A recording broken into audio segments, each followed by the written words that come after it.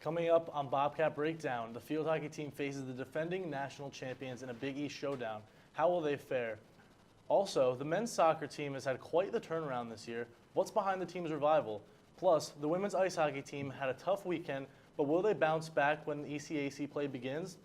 And finally, we'll choose the game of the week. All this and more coming up on Bobcat Breakdown.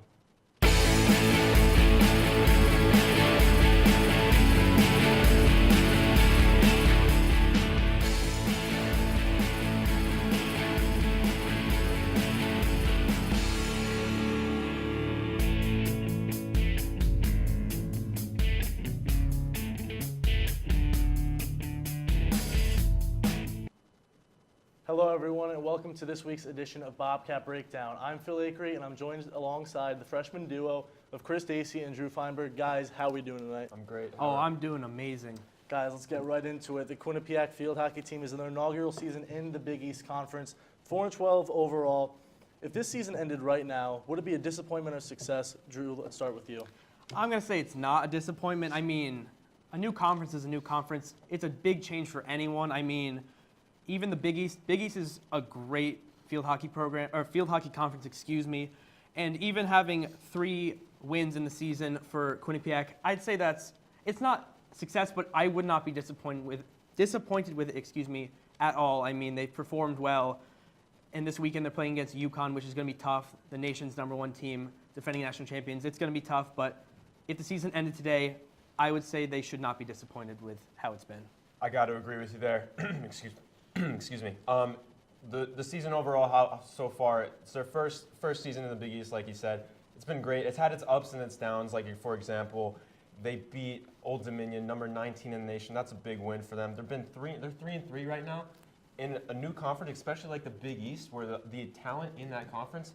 That's pretty great. I'm saying that's a successful year. Now, guys, one of our analysts, Pat Pitts, said that the team has a 30% chance to beat UConn, one of the best teams in the nation, number 3. What do you think about that? I don't think they have a chance here. I'm sorry. UConn's number 3 in the nation. They're undefeated. And Liz, I just want to go back for a second. UConn defeated Liberty 7-2. Quinnipiac lost to Liberty 6-1. UConn is stacked. This team is number 3 in the nation, as I said. They're undefeated. They're 6-0 in conference. They're playing at UConn. I don't know how it can get tougher for the Bobcats here. I mean, I think there's always a chance. Crazy things happen in sports. We see it all the time. I'm going to reference the 04 Red Sox team where the slogan was, "Why not us? Why not them?" They can think that, but in my opinion, I still got to say that there's not a big chance. UConn is number 3 in the nation. I understand. Why not? Can I give a reason, please? I still don't think that there's a big chance that they'll win because UConn has scored 87 goals this season. Quinnipiac has scored only 29. You're comparing this team to the 04 Red Sox? Those are two completely different sports. I'm not comparing the team. I'm comparing the slogan that they use. Guys. Let's face it now. They have a lot of good senior talent, a lot of upperclassmen that have helped the new players transition to the college game. Who are they going to miss most next year? I got to go with Savannah Riley, obviously. She leads the team in goals, assists, shots on goal, points, basically every offensive category. She's been a leader for the team in this new conference. But also, I'm going to go with Angie King. Angie King has been huge. She's been a rock in the midfield for this team. She leads the nation in defensive saves with 12. The second-place person in the NCAA with defensive saves is 7, which is Becky Gerhart of Temple. So obviously Savannah Riley is going to be missed a lot, but Angie King cannot go. She's going to be missed obviously too, but Savannah Riley obviously, when it comes to offensive stats, she's going to be missed the most. Yeah, I would have to go with Savannah Riley, the hometown hero from Hamden too. She leads the team with 8 goals and 4 assists this season. She's got 16 career goals and 7 career assists. Great numbers. And for a team next year that's going to be in its 2nd year in the Big East, they're going to miss her and her production next year in the Big East, no doubt. What Chris is saying, the team has many good players coming up next season too, with Michelle Federico, Dana Barlow, Inez Martinez, and Olivia Galini, who's been great for them in goal, only as a freshman. So I think there's a bright future in this conference for this team. Yeah, all those players you just mentioned are all going to have to step up if they're going to want to get the production they have been getting out of Savannah Riley as well. Now let's move on, guys. Obviously going to lose some good senior talent, but anyways, let's switch over to the women's rugby team. The women's rugby team has been one of the best teams on campus this year. The defending national champions now sit at a 6-1 overall record and are fresh off a 213 victory over Castleton University. Yes, you heard it right, 213-0. Unbelievable. Guys, did they run up the score against Castleton? Yes. It's 213-0. That's complete dominance, and it was unnecessary. Like Castleton, it's a first-year program. They have not won a game yet. They don't even have any scholarship players. It's a first-year program. 7, yep. It doesn't make sense to me. Like Madison Grekas, she had 56 points. That's a quarter of the point. Like, come on, you don't need to do that. Like, you know you're gonna beat them. Like, if going into this game, I would hey, let's try something out new. Let's try something like a different formation, a different lineup, knowing that you're going to beat this team. Let's not just beat them just to beat them out this much. It's crazy to me. Like, come on. I don't think they ran up the score in this game. Obviously 213-0 is an outrageous score, even in rugby. So you admit but that, right? No, I don't think they ran up the score because there's no stopping in rugby. The whole goal is to get tries, and there's no stopping. And if you do stop, you're going to get tackled, and obviously you don't want to get tackled. Even in the second half, they played a woman down. They played instead of with 11 players, they played with 10 players, and basically just pulled back on the reins. They did not try as hard as they should have. If they tried and had 11 women on the field, this would be a whole different discussion. They obviously would have ran up the score. 213-0 is crazy, but I don't think it was running up the score. That's what it is. It wasn't unnecessary. Yes, it is. No, it's a statement because they came off a loss to Central Washington. You have to think before this, Castleton was outscored by all their opponents in 7 losses, 520-25. Yeah, yes. Unbelievable. It is unbelievable, but coming off a loss to Central Washington, I think Castleton just caught Quinnipiac at a tough time.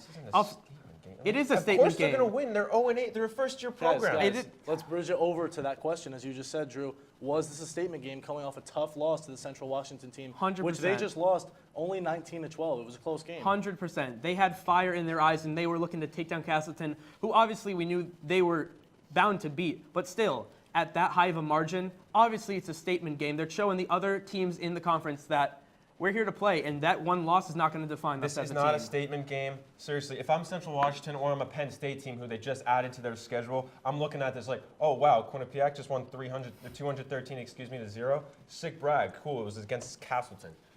And we're gonna stop it right there. Anyways, now, when we come back on Bobcat Breakdown, has the women's soccer team found their goalie of the future? And after a tough 2015 season, the men's soccer team has rebounded to become one of the best teams in the MAC. What's behind their 2016 success? We'll give you all the details. Stay with us. We'll be right back. Welcome to A Sheer Sensation, North Haven's premier cosmetology service, located at 140 Washington Avenue, minutes from Hamden. We offer an array of services from basic cuts and colors to lash extensions and formaldehyde-free keratin treatments. We also provide hair chalk and styling for men. When you spend $60, your Q card will get you 10% off. Call us at 203-239-6477 to make your next appointment at A Sheer Sensation.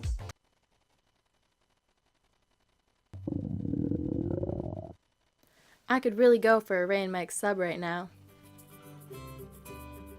Come to Ray and Mike's and try our Philly chicken and cheese for just over $4.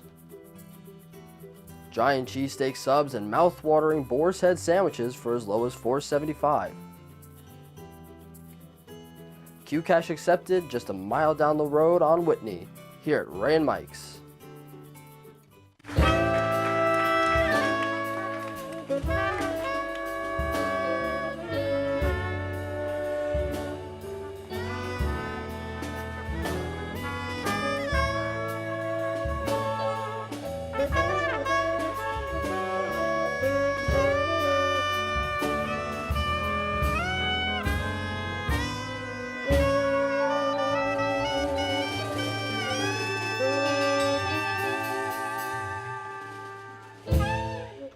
Welcome to A Sheer Sensation, North Haven's premier cosmetology service, located at 140 Washington Avenue, minutes from Hamden. We offer an array of services from basic cuts and colors to lash extensions and formaldehyde-free keratin treatments. We also provide hair chalk and styling for men. When you spend $60, your Q card will get you 10% off. Call us at 203-239-6477 6477 to make your next appointment at a sheer sensation. Welcome back to Bobcat Breakdown. The men's soccer team has come out of nowhere this season as they now sit alone at the top of the MAC. Winners of 6 straight, the team looks ready for a postseason run. But guys, what's the biggest reason for their turnaround? I mean, this team was 2-11 last year, and now they're 10-5. I mean, what's behind it? I gotta say, I know Eamon Whalen has been absolutely dominant this year. 10 goals as a freshman is crazy, but I'd say the biggest turnaround is because of freshman goalie Chris Yakovidis from Greece. I mean, he's been crazy. He's only allowed 11 goals in 13 starts this season, has allowed less than 1 goal a game with a .85 goals against average. I mean, last year's goalie, Tristan Henry, allowed 24 goals, which is more than double what Yakovidis has allowed this year. I mean, he's been absolutely dominant. No doubt that he's the change. A goalie for soccer is the core. He makes sure the back line of the defense is organized, and he's basically the voice for the team. Besides the coach, I think he's been the biggest change for this team and the biggest thing going forward for this team. I gotta agree with you right here. Defense wins championships, and as you mentioned, they didn't have it last year with their goalie. Chris Yakovidis hasn't allowed more than 2 goals in one. Most he's allowed is 2 goals in a game. That's very impressive, especially for a freshman goalie. First season here at Quinnipiac. Gotta say, it's very impressive, and I think he is the reason that they are on top of the MAC 6-1 right now. You gotta give credit to Eamon Whalen, though. He's been absolutely unstoppable for this team. As a freshman, 10 goals. He's been the heart of the offense. Exactly. He's been the heart of the offense. He scored 2 goals against Siena, both penalties. He's been unstoppable for them. He's also a big change, but I gotta say the goalie has been a little more. Chris Yakovidis has been a little more than Eamon Now, Whalen. guys, obviously we know they're led by a young core. Whalen, obviously you just said, are they a legit contender, or was this year a fluke? I think they're definitely a contender this year. As you know, they're 6-1 at the MAC. I know last year they struggled a little bit. Is this a fluke? I don't think so.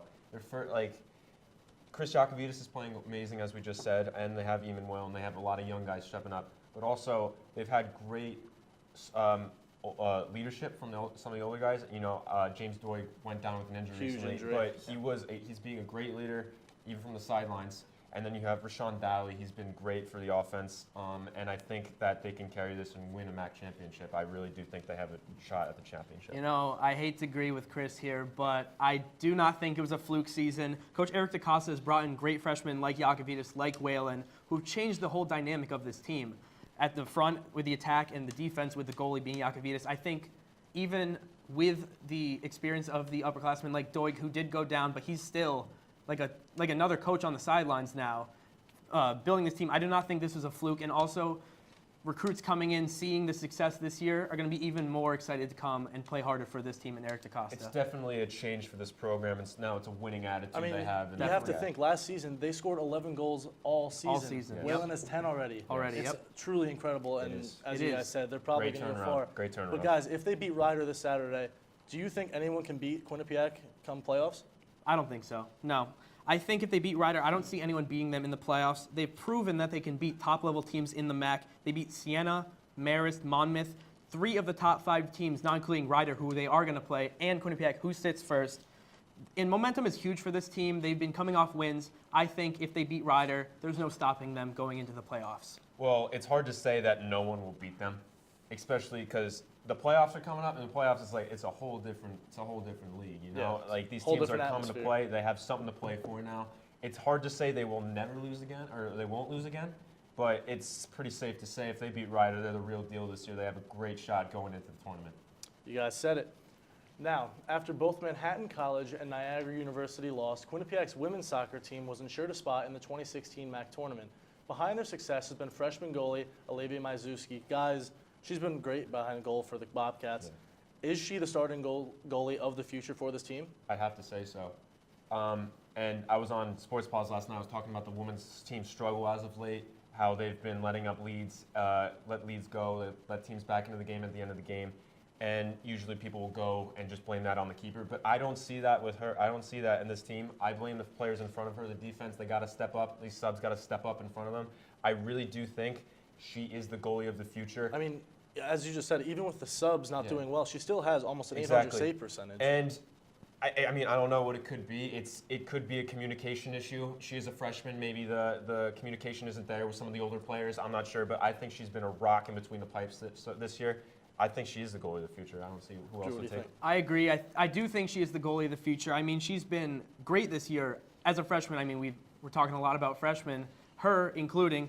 As a freshman, she has 2 shutouts, almost an .800 save percentage, as you said, which is great, and it's better than the other 3 goalies that QU has in its arsenal. I mean, they have another great goalie in They have Charlotte one graduate Edmonds. student also, so you see Yes. the freshman took over the graduate spot. Exactly. So it just shows the confidence they have in Majewski, and I think going forward, she will be the starting goalie. She's the real deal. She is the real deal. How far do you think this team can go in the playoffs? I also talked about this a little bit on pause last night, Sports Pause. I see, so right now they have one more game to play against St. Peter's. I see them winning that game. St. Peter's has not won a conference game yet. So I see them winning that game, and they stay in this 5th seed because Marist beats Niagara and they stay in the 4th seed. So they travel to Marist. I don't see them winning that game. They're 2-6-1 on the road this year, and they beat Marist at home, but they're undefeated at home, and they have to go to Marist. And again, it's a playoff game. It changes everything. These teams are going to come and bring it. I don't think they go to Marist and beat a good Marist team. That's an interesting take. Drew, Yes. I'm interested to hear what you have to say. Yeah, I'm interested too because I think that Quinnipiac will beat Marist in the playoffs. I think that the seeds will stay the same, Okay. but I do think that Quinnipiac will beat Marist. Quinnipiac is in Marist's head. They beat them 3-0. I mean, it was at home, and they're not that great away, but still, I think they have their number. Okay. However, okay. Yes, I'm listening. After the Marist game, I don't see them beating the next team because they're either playing Monmouth or Siena, who they haven't beaten yet this season. So I think, going against what he said, I think they will beat Marist in that game. I know it's a playoff game. The atmosphere is all different, but still, I Yes. think they will. But it is the second time they're playing them. They know what to expect this time. So let me give you an example. Volleyball team beat Manhattan 3-0. Second time they played Manhattan, they lost 3-2. It's like the same thing. It's the second time around. They know what to expect. Yeah, but then and again- it's at home. But it's at home, and But it's a then playoff again, game. no. But then again, Quinnipiac also knows what to expect because they already played Marist. It's the same thing. You're just contradicting yourself. I don't think they're going to Marist to win. I told you. Well, they've obviously been- they're going they've been there to struggling. win. They're been struggling as of late. They're letting teams back into the game. The subs aren't playing at the same level as the starters are. I don't see them winning. It's not realistic. Yeah, to but me. you just said it's all different in the playoffs. So why are you comparing the regular season to what's going to be in the playoffs? I said it is different in the playoffs. Marist is going to bring it, and they're going to beat Quinnipiac. I know, but you're saying the subs haven't been playing. Yes, That's the regular subs season. have- This is not playoffs. Okay, I'm saying the subs have not been bringing it as of late going into the playoffs. This is the time where they need to step up because the playoffs is the biggest time of the year right here. Then I think they'll step up and beat Marist again. I don't believe so. Question Okay. now. Do you think Majewski, I need a yes or no answer, is Majewski the X factor for this team come playoffs? Yes. No, I have to say it's going to be the starting lineup and how the subs come in and You're only as good as your goalie. Well, we're going to finish that up later. Anyways, now, when we come back on Bobcat Breakdown, Chris and Drew discuss what they believe is the game of the week. And the women's ice hockey team will start conference play this weekend. How will they fare? Stay tuned. We'll be right back.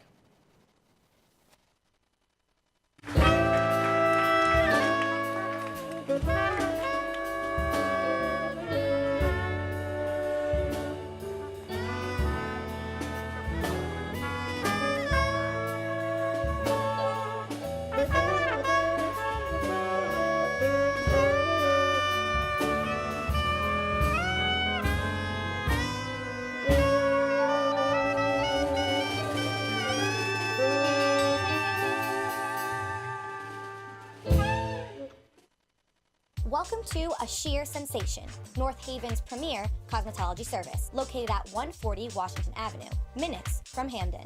We offer an array of services from basic cuts and colors to lash extensions and formaldehyde-free keratin treatments. We also provide hair chalk and styling for men. When you spend $60, your Q card will get you 10% off. Call us at 203-239-6477 to make your next appointment at A Sheer Sensation.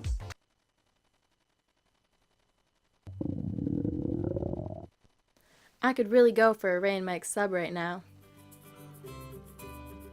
Come to Ray and Mike's and try our Philly chicken and cheese for just over $4. Giant cheesesteak subs and mouth-watering boar's head sandwiches for as low as $4.75. Qcash accepted just a mile down the road on Whitney, here at Ray and Mike's.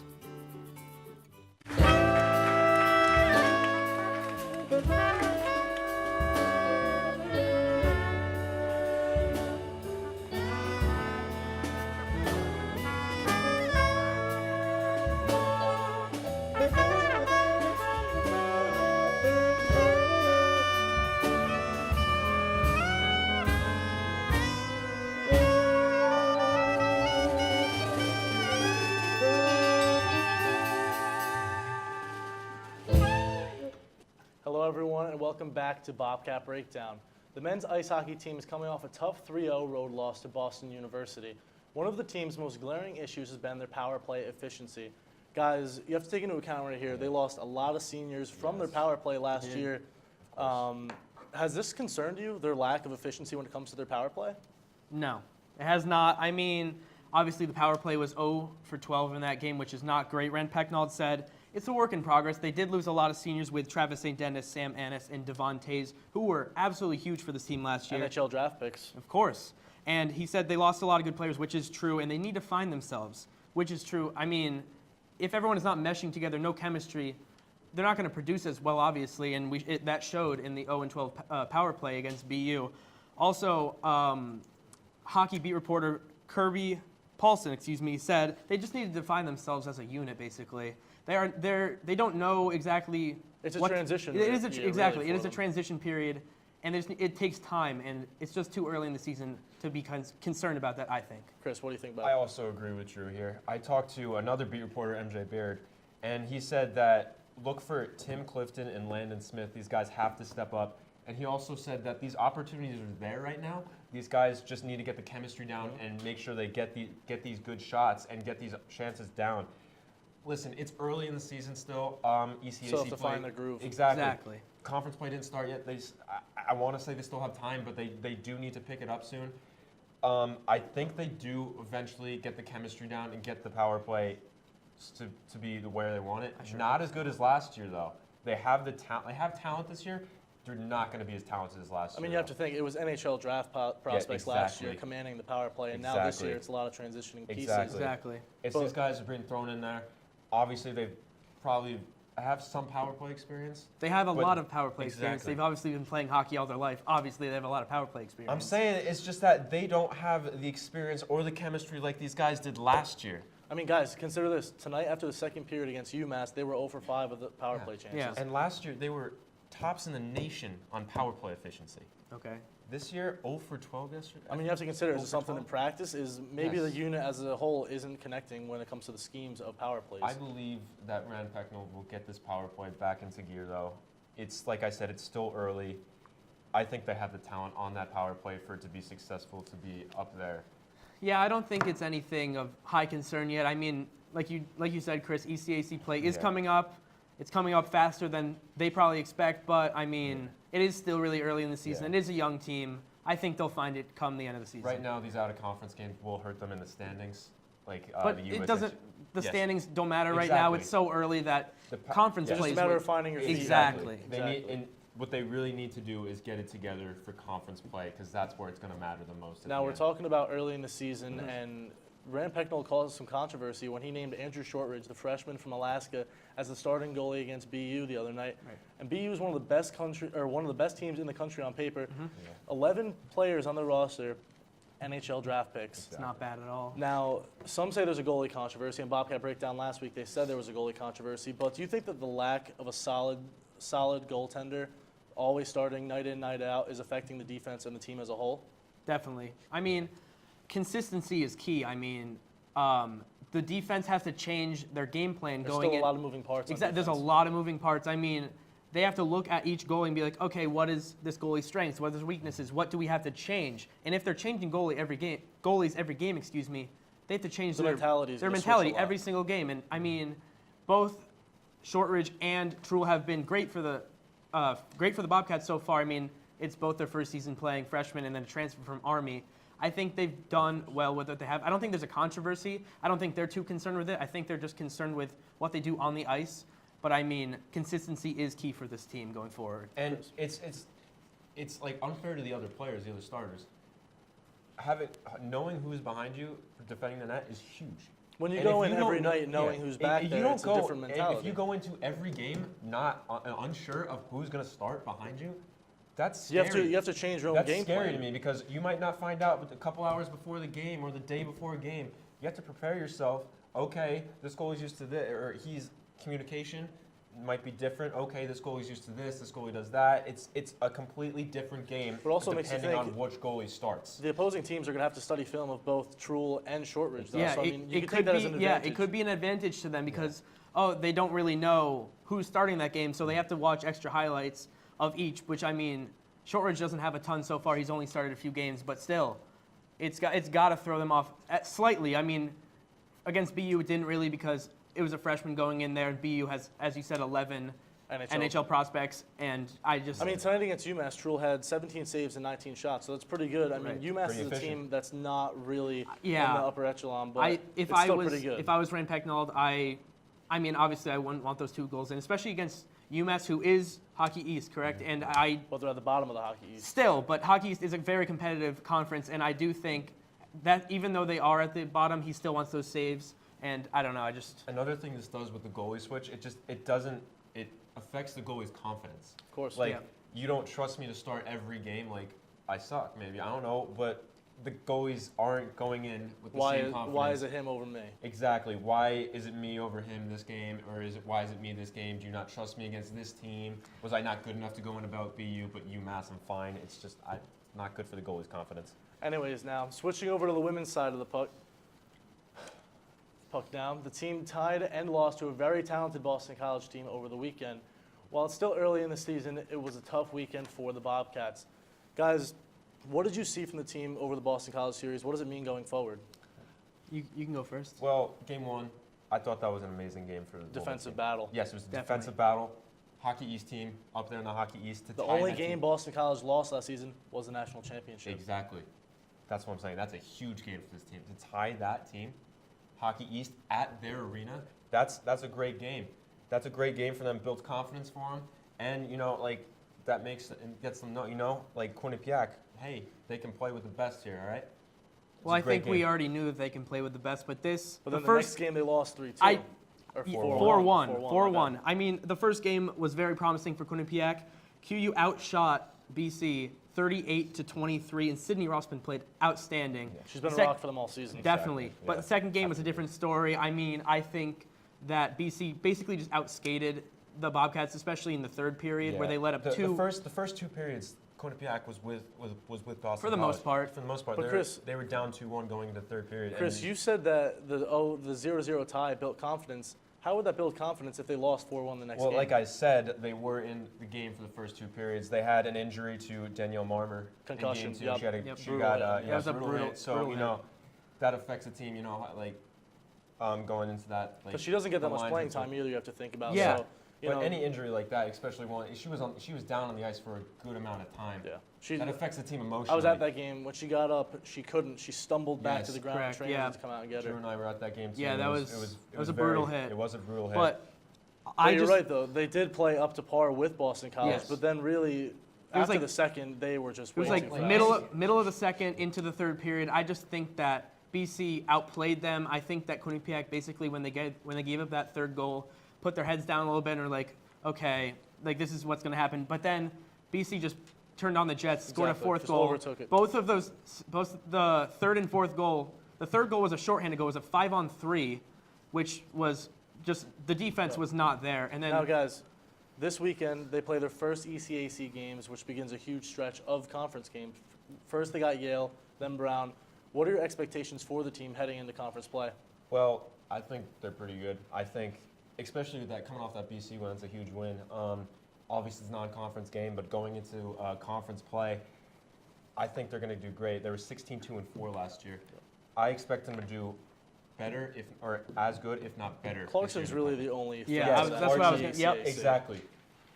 I want to see how they do against Clarkson. I see that's the only threat. It's one of those teams for the championship this year. I gotta agree. I think they're gonna be fine at ECAC play. I mean, TTC Cianfrano has been absolutely massive for them, not only this season, but she's the leading scorer. She was the leading scorer from last season in points, goals, and assists. She's back.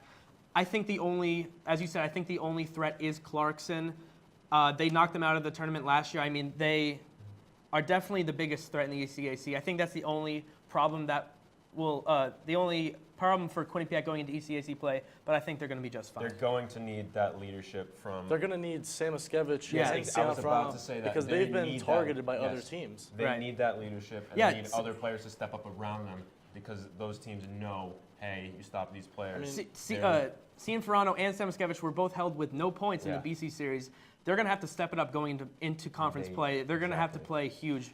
I mean, going to Cass conference Turner play. said today to me that Samo and Cianfrano, they know that they've been limited by other teams. They know Yes. they've been targeted, but they're driven in practice, and it's going to benefit them Definitely. in games. Practice makes perfect, It's exactly. gonna rub off to other people, other players too. Well, anyways, that's all the time that we have here tonight. Be sure to check out all of our content on Q30television.com and the QBSN.com. Make sure to also follow us on social media at Q30 Sports and at QBSN. Thank you all again for joining us for another edition of Bobcat Breakdown. For Chris, Dacey, and Drew Feinberg, and the amazing production crew behind the scenes, I'm Phil Akre. Have a good night.